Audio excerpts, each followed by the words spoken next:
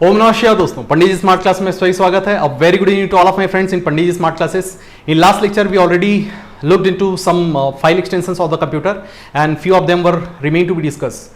I already talked out few important file extensions regarding to database system files and web pages files, and those are really important for the exam point of view. So let's start having some light over on it. Okay, चलिए database, सबसे पहले चलते हैं database file से।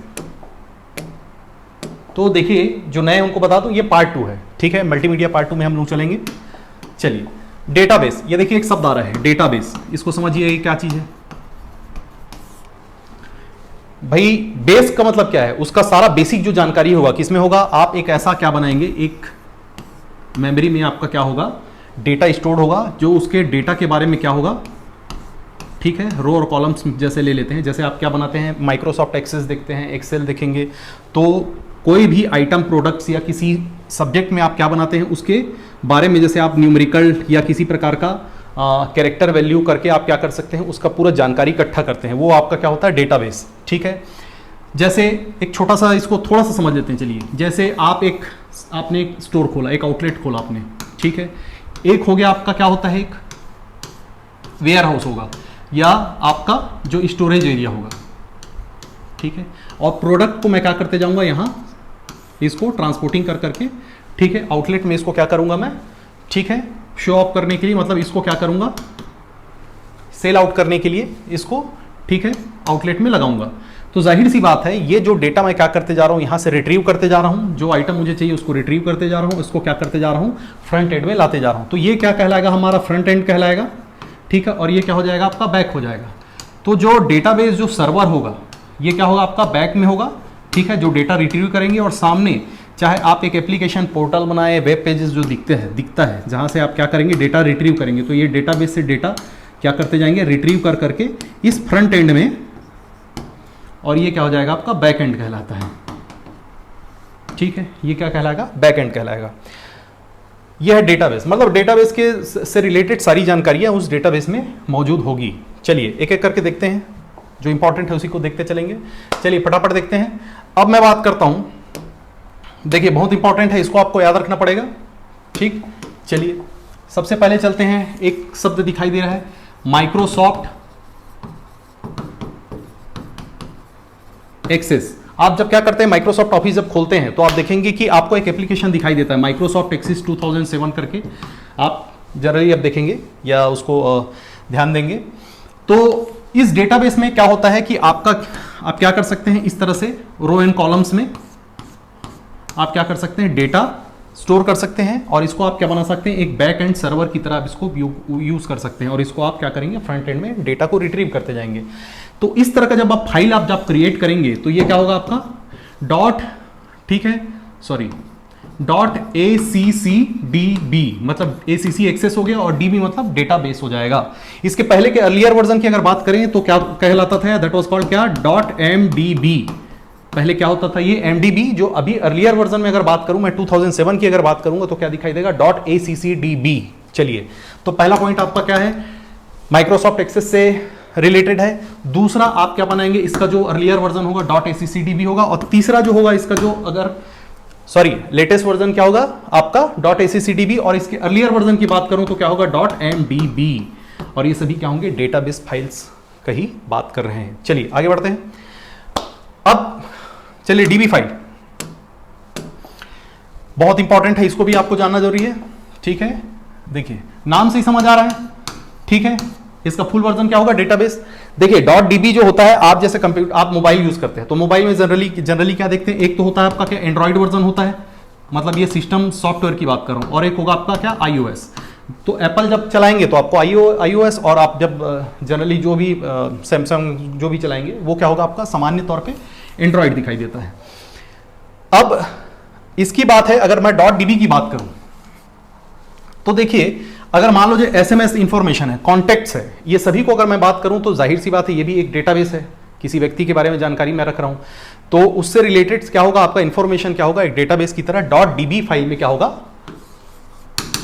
ठीक है, save होगा। मतलब फाइल एक्सटेंशन क्या होगा उसका, .db। तो ये पहला पॉइंट बनाएंगे। दूसरा पॉइंट क्या होगा आपका, SMS कॉन्टेक्ट इंफॉर्मेशन ये हो जाएगा। और DB files are commonly saved in SQLite database. अब देखिए ये कौन सा डेटाबेस में स्टोर होगा, तो भाई इसको स्टोर होने के लिए कुछ ना कुछ चाहिए, तब तो डीबी फाइल जनरेट होगा उसका। तो ये एक शब्द आ रहा है SQL, इसको थोड़ा ध्यान दीजिएगा, सीक्वेंशियल क्वेरी लैंग्वेज। क्या होगा? Sequential query language. लेकिन इसमें एक शब्द जुड़ा हुआ है लाइट, ये देखिए लाइट। भाई ऐसे भी देखिए आप, अगर मैं एक स्मार्टफोन की बात करता हूं तो स्मार्टफोन क्या होगा, जाहिर सी बात है लाइट जितने भी एप्लीकेशन सॉफ्टवेयर होंगे उसी को क्या कर सकते हैं आप, वही रिक्वायर्ड रहता है आपके कम स्टोरेज के लिए। तो लाइट का मतलब ये है। और ये दूसरा चीज है ओपन सोर्स सॉफ्टवेयर होता है। ठीक है, क्या होता है ये?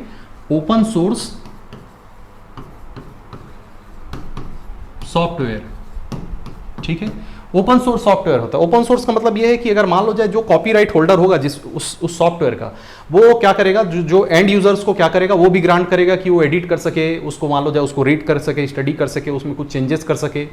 ठीक है, तो एक प्रकार से उस पूरे सॉफ्टवेयर का डेवलपमेंट कैसा होगा, कोलैबोरेटिव आप क्या कर सकते हैं एक प्रकार से।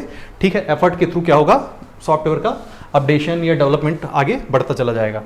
Open source software. चलिए डीबी, उसके बाद चलते हैं, वही आ गया उसी तरह से। हाँ, पीडीबी फाइल देख लेते हैं। अब ये फाइल एक्सटेंशन की बात करते हैं।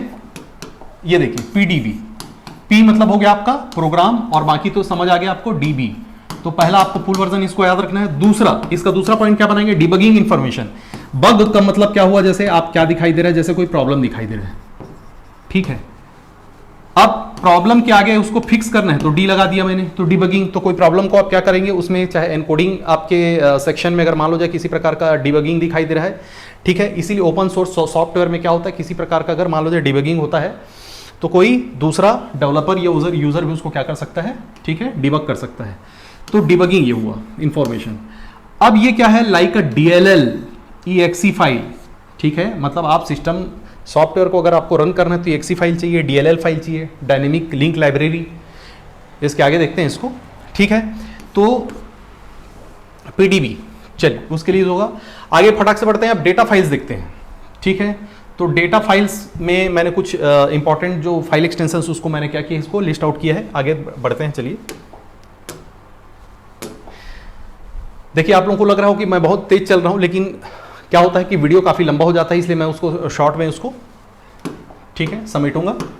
चलिए, क्योंकि पार्ट 1 इसका क्या है, जो नए हैं इस प्लेटफॉर्म में, पार्ट 1 जो है ऑलरेडी आप मल्टीमीडिया 1 पार्ट 1 बन चुका है, ये 2 है। अब देखते हैं डेटा फाइल। नाम से ही समझ आ रहा है डेटा मतलब क्या होगा आपका। भाई डेटा तो कुछ भी हो सकता है, इनपुट दूं चाहे आउटपुट लूं, ये डेटा होगा आपका। ठीक है, तो उसी तरह का डेटा फाइल ये क्या होगा, कंप्यूटर का ऐसा फाइल होगा जिसमें क्या होगा, जो एप्लीकेशन क्या करेगा उस डेटा को यूज करता है। जैसे मान लो जाए एक होगा टेक्स्ट फाइल, दूसरा होगा बाइनरी फाइल। तो टेक्स्ट फाइल में क्या दिखाई दे रहा है आपको, ये ASCII जो वैल्यू दिखाई दे रहा है, जो आपका अमेरिकन स्टैंडर्ड जो आपका क्या होता है। ठीक है, जितने भी जो भाई अब मान लो जाए कोई कंप्यूटर में मान लो जाए अगर मुझे कुछ पढ़ना है तो उसके लिए क्या चाहिए, रीडेबल जो कमांड होगा, तब तो मैं पढ़ पाऊंगा कि मैं 0110 को पढ़ पाऊंगा। तो जाहिर सी बात है उसके लिए आपको क्या चाहिए, आपको एक कैरेक्टर चाहिए जिसको आप क्या कर सकते हैं, इनपुट दे सकें और आउटपुट आए तो उसको आप रीड कर सकते हो। तो इसीलिए क्या है, एक टेक्स्ट फाइल के रूप में होगा और दूसरा बाइनरी फाइल। अब जाहिर सी बात है जो ASCII वैल्यू आप देंगे, जो अमेरिकन स्टैंडर्ड जो आप क्या देंगे, कोड जो इंटरचेंज इंफॉर्मेशन देंगे, वो जो चीज है आप क्या करते, इनपुट देते जाएंगे। तो जाहिर सी बात ये मेमोरी में कैसे स्टोर होगा, 01 बाइट के रूप में। ठीक है, सॉरी बिट 0101 मशीन आपका बाइनरी फॉर्म में। तो बाइनरी फाइल का होगा, मेमोरी में स्टोर होगा। तो ये 2 प्रकार का डेटा होगा, जाहिर सी बात है। ठीक है, तो डेटा फाइल की हम लोग बात कर रहे हैं। चलिए फटाफट देखते हैं, .dat फाइल दिखाई दे रहा है। ठीक है, जो इसमें जो पॉइंट बनते जाएगा उसको बनाते चलेंगे। ठीक है, DAT नाम से समझ आ रहा है ना, डेटा फाइल समझ जाइए। DAT मतलब डेटा फाइल। ठीक है, स्पेसिफिक इंफॉर्मेशन, देखिए प्रोग्राम का क्या है, एक स्पेसिफिक इंफॉर्मेशन को क्या करेगा, ये कंटेन करेगा। पहला पॉइंट ये DAT फाइल जो होगा, और दूसरा क्या होगा, ये डेटा फाइल होगा दूसरा। अब इसमें देखिए that contain any information, video, audio, ठीक है, उससे रिलेटेड जितने भी डेटा होगा उसको क्या करेगा, कंटेन करेगा, .dat। ठीक है, चलिए आगे बढ़ते हैं। ये देखिए भाई बहुत इंपॉर्टेंट चीज आ रहा है अभी, की फाइल। ठीक है, आप जाहिर सी बात है मान लो जाए कोई सामान खरीदा आपने, ठीक है, तो सामान खरीदने के लिए आप ऑथेंटिक कस्टमर हैं, तो आप जाहिर सी बात है क्या करेंगे, जैसे रसीद लेते हैं, ठीक है, तो आपको क्या दिया जाएगा, एक रिसीट दिया जाएगा, ठीक है। तो रिसीट आपको जब दिया जाएगा, इसका मतलब है उसको आपने पेमेंट किया और आपने एक ऑथेंटिक आपने क्या है डॉक्यूमेंट ले लिया, जिससे आपको पता चलता है कि जो आपका जो परचेसिंग एक आपको डॉक्यूमेंट दिया जाएगा, ठीक है। उसी तरह से जब आप एक सॉफ्टवेयर क्या करते हैं, उसको आप परचेस करते हैं, तो उसके लिए क्या होता है, एक लाइसेंस की होता है, ये की का देख रहे हैं आप सिंबल, तो उसके लिए क्या होगा, एक लाइसेंस की होगा, ये देखिए, ठीक है। और अलग अलग जितने भी याद रखें, जो आपका जो फ्री सॉफ्टवेयर की बात नहीं कर रहा हूं मैं, जो बात कर रहा हूं क्या आपका, जैसे जिस तरह के सॉफ्टवेयर अलग अलग सॉफ्टवेयर के अलग अलग लाइसेंस की होंगे, और यही आपका क्या होगा, डॉट की फाइल होता है, ठीक है। ये क्या होगा आपका डॉट की, नाम से ही समझ आ रहा है की फाइल मतलब, ठीक। तो इसका क्या होगा, लाइसेंस की, और जब तक इसको आप क्या करेंगे, ऑथेंटिक आप यूजर नहीं होंगे, तो वो क्या होगा, जब तक रजिस्टर की नहीं डालेंगे, उसमें इनपुट नहीं देंगे, यूजर नेम और उसमें रहता है आपका एक की रहता है, वो दोनों इनपुट देंगे, तब आपका क्या होगा, आप वैलिड हो पाएंगे उसके लिए, ठीक है। चलिए इतना ही है इसमें। दूसरा अब क्या देखते हैं, पीपीएस, ठीक है। देखिए अब तो इसका लेटेस्ट वर्जन हम लोग को देखना पड़ेगा इसमें। चलिए मैं थोड़ा आगे चलता हूं। देखिए पहले अगर मैं 2003 की बात करूं, पावर पॉइंट सभी जान रहे हैं, जैसे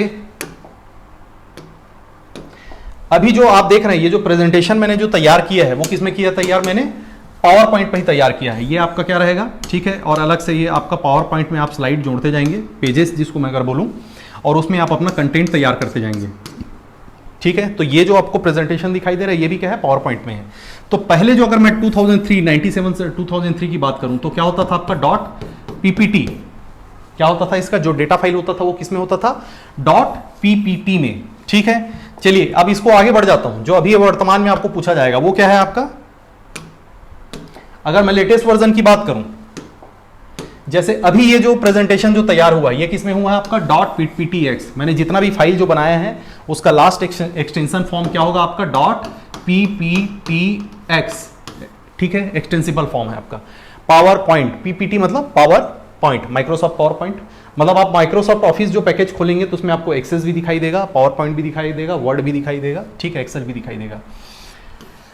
इसके पहले पार्ट 1 में मैंने एक्सएमएल को पूरा बता चुका है, ठीक है, HTML की तरह होता है, ये एक्सटेंसिबल मार्कअप लैंग्वेज होता है, ठीक है। उसमें आप क्या कर सकते हैं, सारा किसी प्रकार का स्क्रिप्ट आप उसमें, ठीक है, स्क्रिप्टिंग लैंग्वेज है, तैयार कर सकते हैं।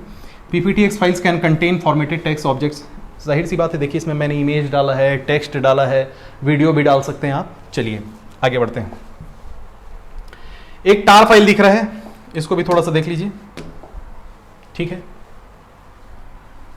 देखिए अब ये कम सुनाई देता होगा, अगर मैं बात करूं तो ये क्या है, यूनिक्स बेस्ड आपका यूटिलिटी, मतलब यूटिलिटी सॉफ्टवेयर, मतलब ये क्या होते हैं, सिस्टम फाइल्स होते हैं। ये भी प्रश्न कई बार आया हुआ है, यूटिलिटी सॉफ्टवेयर निम्नलिखित में से कौन से हैं, तो जैसे बैकअप करना, क्लीनिंग करना, ठीक है, इस तरह का जो है होता है क्या आपका यूटिलिटी सॉफ्टवेयर। तो यूनिक बेस्ड होता है ये आपका, क्या होगा आपका टार, ये भी डेटा फाइल है, ठीक है, टार फाइल।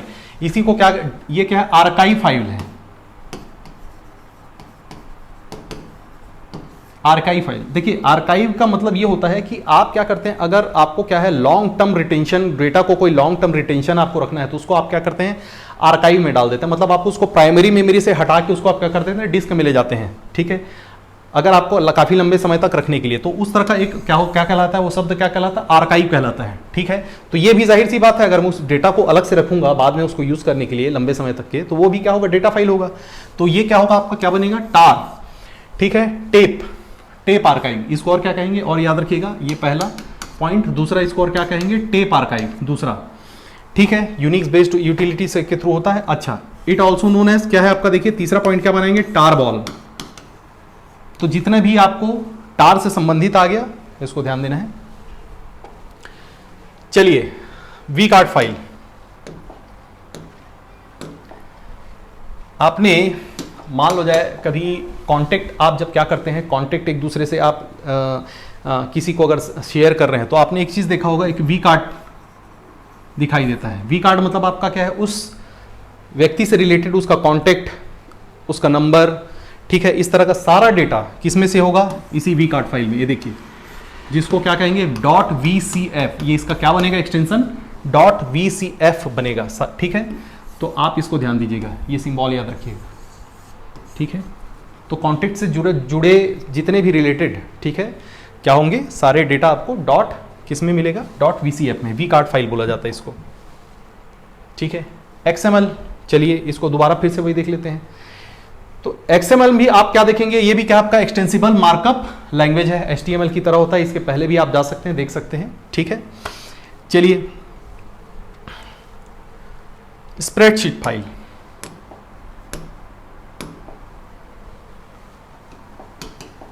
चलिए स्प्रेडशीट, इसका मतलब है क्या, आप एक टेब्यूलर फॉर्म में क्या बनाते हैं इस तरह से, ठीक है। टेब्यूलर फॉर्म में क्या करते हैं, किसी भी प्रकार का न्यूमेरिक डेटा या आप कैरेक्टर वैल्यू ये सभी को क्या कर सकते हैं, इसमें आप स्टोर कर सकते हैं, ठीक है, एक रिकॉर्ड की तरह। जैसे जनरली आप जो मोस्ट कॉमनली यूज हमारे जो अगर मान लो जाए होम या आप उसमें देखें तो क्या दिखाई देता है आपको, एक एक्सेल डेटा दिखाई देता है, सॉरी एक्सेल आपके एप्लीकेशन में, उसी में क्या करते हैं स्टोर करते हैं, ठीक है। तो चलिए आगे चलते हैं, इसमें देखते हैं क्या क्या खास है स्प्रेडशीट में, ठीक है। ये देखिए इस तरह से क्या होगा, आपका एक स्प्रेडशीट दिखाई दे रहा है, ये देखिए, ठीक, ये रो और कॉलम्स में। तो इस तरह से क्या कर सकते हैं आप, डेटा इसमें स्टोर कर सकते हैं, यही क्या कहलाएगा आपका स्प्रेडशीट कहलाएगा, ठीक है। ये क्या होता है, arranged in rows and columns में, ठीक है। चलिए आगे देखते हैं। जैसे भाई शीट की बात करूं तो एक शीट में आप क्या तैयार करते हैं, अगर मान लो जाए मुझे कुछ जानकारी लिखना है, घर का खर्च लिखना है, तो मैं क्या करूंगा, हाँ इस माह दिसंबर में इतना खर्च हुआ, वो एक प्रकार से जानकारी आप दे रहे हैं, रो एंड कॉलम्स के फॉर्म में उसको रिकॉर्ड को क्या करेंगे, मेंटेन करेंगे। चलिए सबसे पहले चलते हैं XLR फाइल में। देखिए XLR एक्सटेंशन, ठीक है। अब ये डॉट XLR जो है ये भी क्या है आपका एक स्प्रेडशीट फाइल है। अब इसको देखिए क्या है, वेरी सिमिलर टू माइक्रोसॉफ्ट, ये एक्सेल की तरह ही है, जैसे एक्सेल में भी आपका रो एल कॉलम्स होगा, वैसे ही XLR फाइल जो है उसी तरह का है, माइक्रोसॉफ्ट वर्क्स वर्जन। अब देखिए पहले माइक्रोसॉफ्ट वर्क्स वर्जन 6 से लेकर 9 तक, ठीक है, उसमें आपको किस तरह का फाइल जनरेट होता था, ये .xlr। जाहिर सी बात है, अब आप क्या करेंगे, किसी प्रकार का चार्ट, मैप, इमेजेस, टेक्स्ट, ये सब उसमें डाल के आप क्या बना सकते हैं, स्प्रेडशीट का उपयोग कर सकते हैं। पिक्चर्स ये दिखाई दे रहा है। चलिए जो सबसे इंपॉर्टेंट है वो देखते हैं स्प्रेडशीट में। ये देखिए एक XLS फाइल दिखाई दे रहा है और दूसरा दिखाई दे रहा है XLSX दिखाई दे रहा है। तो अर्लियर वर्जन की बात करूं तो मैं क्या होगा, एक्सेल का क्या बनेगा, माइक्रोसॉफ्ट एक्सेल में क्या बनेगा, XLS बनेगा। लेकिन अगर लेटेस्ट वर्जन की मैं बात करूं तो क्या होगा आपका XLS और क्या हो जाएगा, X हो जाएगा, एक्सटेंसिबल। तो ये माइक्रोसॉफ्ट एक्सेल जब आप ओपन करेंगे, ठीक है, जो रोज एंड कॉलम्स में आप देखेंगे, ठीक है, इस तरह से, ठीक है।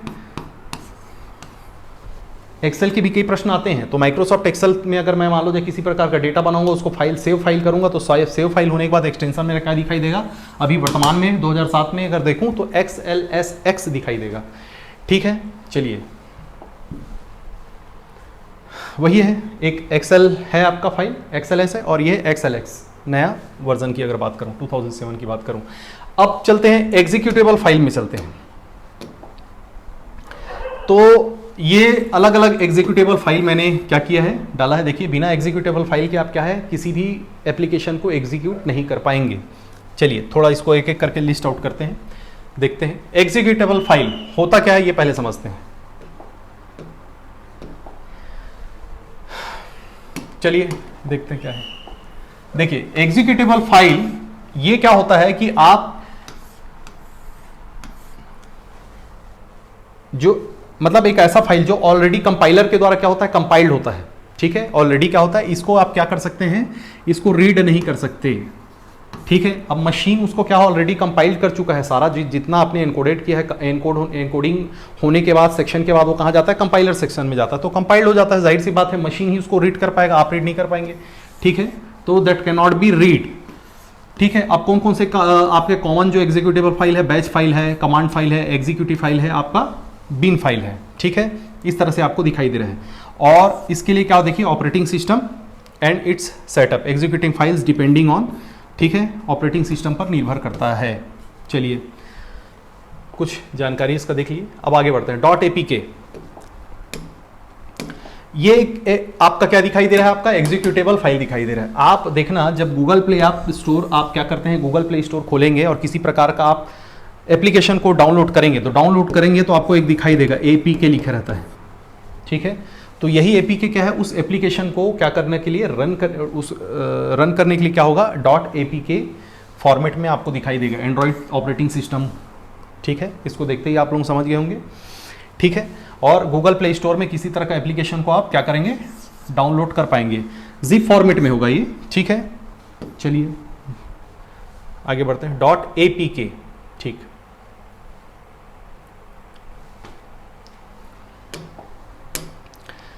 अच्छा, अब क्या दिखाई दे रहा है आपका, दूसरा क्या दिखाई दे रहा है,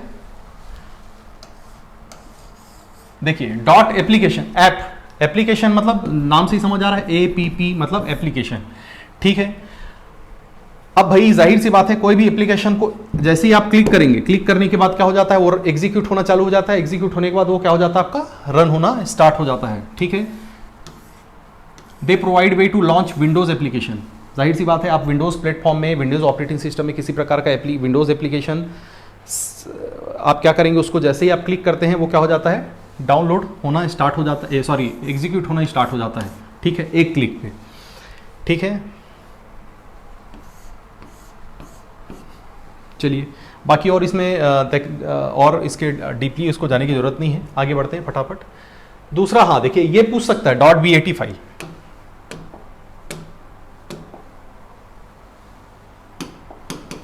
ये देखिए BAT, ये बैच फाइल होता है, जो आप क्या करते हैं, विंडोज बैच फाइल होता है, टेक्स्ट, ये क्या होता है, एक प्लेन टेक्स्ट फाइल होता है, देख कंटेन्स कमांड्स, ये देखिए सेट ऑफ क्या दिखाई दे रहा है आपको, एक स्क्रिप्टिंग आपको क्या दिखाई दे रहा है, कमांड दिख रहा है, ठीक है, ये बैच फाइल होता है, ठीक है। अब इसका पर्पस क्या होता है, मान लो जैसे आपको कॉपी करना है या डिलीट करना है या किसी प्रकार का, देखिए अगर मान लो जैसे शट डाउन करना है, अलग अलग क्या है, एक स्पेसिफिक एप्लीकेशन के लिए क्या होते हैं, अलग अलग मतलब ये क्या होता है, एक प्रकार का बैच बनाता है ये, ठीक है। ये जितने भी कमांड्स का क्या होगा, आपका एक बैच बना के रखता है, जिसको आप क्या करते हैं, किसी प्रकार का जब आप स्पेसिफिक टास्क करते हैं, जैसे आपने क्लिक किया डिलीट करने का, तो वो क्या हो जाता है, कमांड उसको लिंक करता है, ठीक है। मतलब ये आपका रन होता है, कौन सा, आपका बैच फाइल। चलिए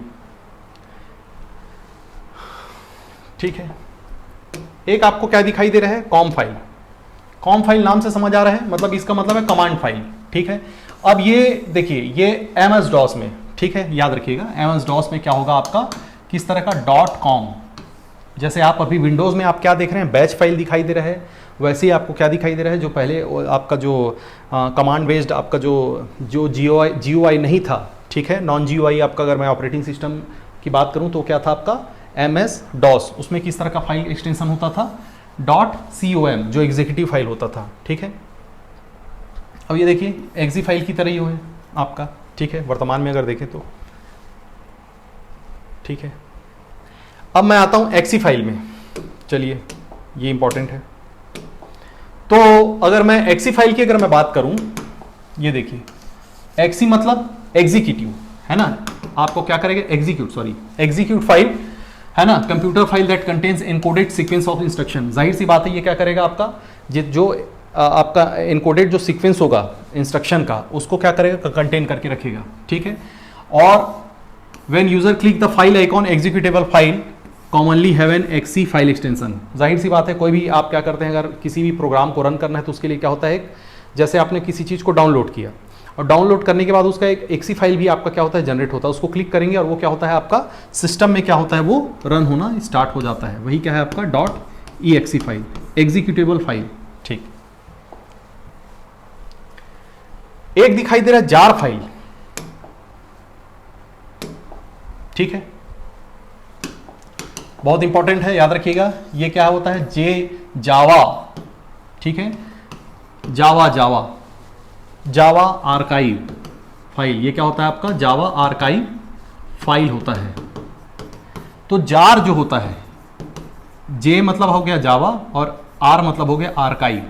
तो जावा आर्काइव फाइल देखना आप लोग, जैसे अगर मान लो जाए किसी प्रकार का आपको एक आध, जैसे अगर इसको अगर समझें, ठीक है, तो जैसे एक वेब पेज दिखाई दे रहे हैं, तो वेब पेज को आप क्या करते हैं, डायनेमिकली उसको क्या कर डिज़ाइन करने के लिए क्या होते हैं, इसमें एप्लेट प्रोग्रामिंग होते हैं। क्या होते हैं, छोटे छोटे एप्लेट प्रोग्रामिंग होते हैं जो स्पेसिफिक उस पेज में अट्रैक्शन, काफ़ी इंटरटेनिंग या किसी प्रकार का उसको डायनेमिक बनाने के लिए उसको उपयोग किया जाता है। तो उस तरह के एप्लेट प्रोग्राम को अगर मान लो जो आपको रन करना है, तो उसके लिए क्या होगा, आपको ये जार किस में दिखाई देगा, आपको डॉट जार, ठीक है, फॉर्मेट में आपको क्या है होगा, फाइल एक्सटेंशन क्या दिखाई देगा, जार फाइल, ठीक है। Jar files are zip compressed, ठीक है, ये क्या होता है, कंप्रेस्ड फाइल होता है, often store in class files, ठीक है। ये क्लास फाइल्स को क्या करता है, कंटेन करके रखता है। तो ये समझ जाइए कि इस तरह का क्या होगा, .jar एक्सटेंशन में दिखाई देगा, ठीक है।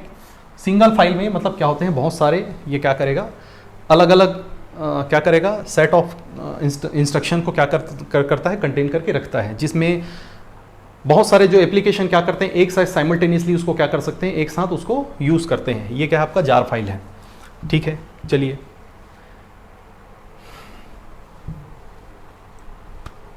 हाँ, अब चलते हैं हम लोग मल्टीमीडिया वेब फाइल में। तो कुछ दो चार ही हैं इसमें इंपॉर्टेंट, ठीक है, जो आप क्या कराते हैं, वेब पेज जो बनाते हैं, तो उसके लिए देखिए क्या क्या आपको दिखाई दे रहा है।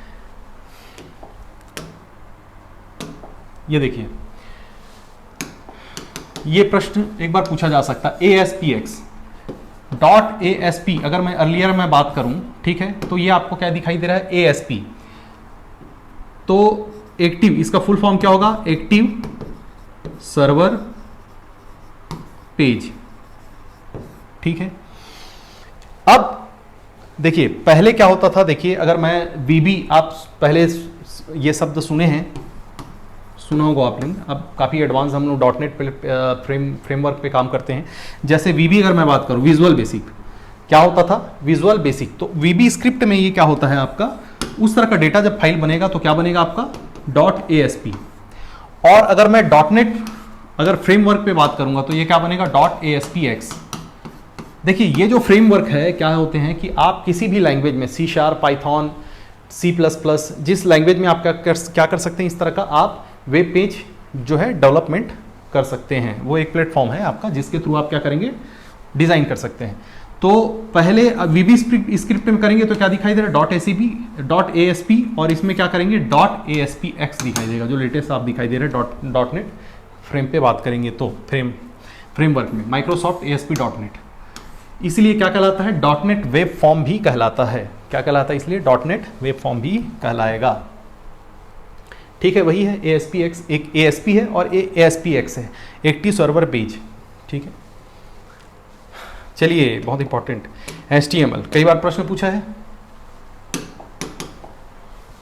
ठीक है। अगर मान लो जिनने भी शुरू में PGDC या किसी प्रकार का कंप्यूटर में जब कोर्स आपने स्टार्ट किया होगा, देखे होंगे कि आप this is my first page, इस तरह से आपने क्या है, एक वेब पेज बनाया है, ठीक है।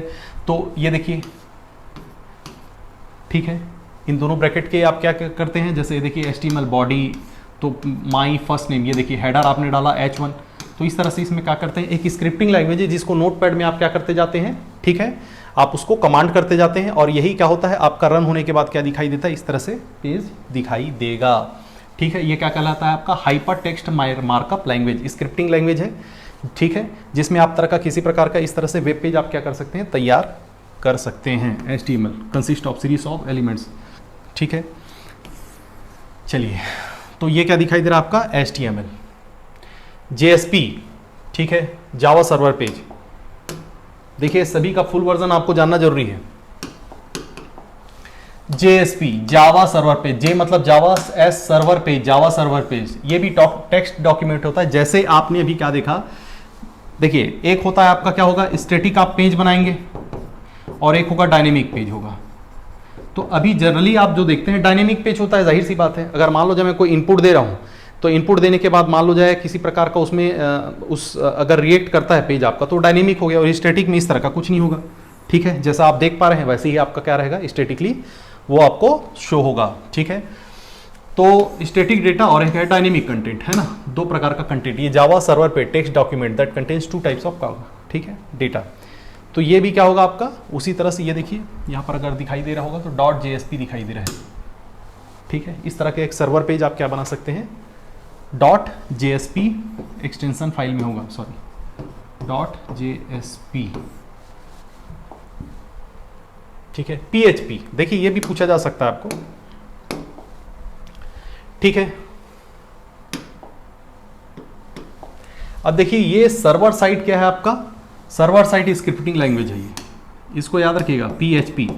अब आप सोचेंगे कि PHP का फुल फॉर्म क्या है, इसका फुल फॉर्म, तो याद रखिए इसको थोड़ा सा ध्यान में रखें आप, इसका फुल फॉर्म ही क्या होता है आपका, hypertext pre processor, hypertext pre processor, PHP, hypertext pre processor. अब इसको जैसा समझें आप, ठीक है।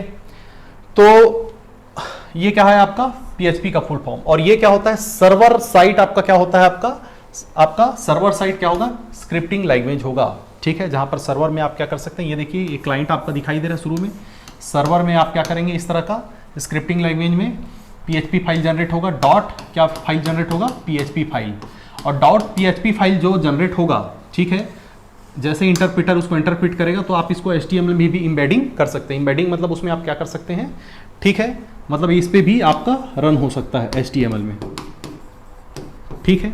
तो चलिए कुछ इसके बाद थोड़ा हम लोग क्या देखेंगे कि जो MCQ क्वेश्चंस है उसको भी देखते चलेंगे। देखिए इसमें मैंने बहुत ज़्यादा डिटेल नहीं बताया, जो सरफेस लेवल में आपके ऑब्जेक्टिव्स प्रश्न आएंगे व्यावसायिक परीक्षा मंडल या छत्तीसगढ़ लोक सेवा आयोग में, तो उन्हीं को हम लोग क्या किए हैं, कवर किए हैं। धन्यवाद।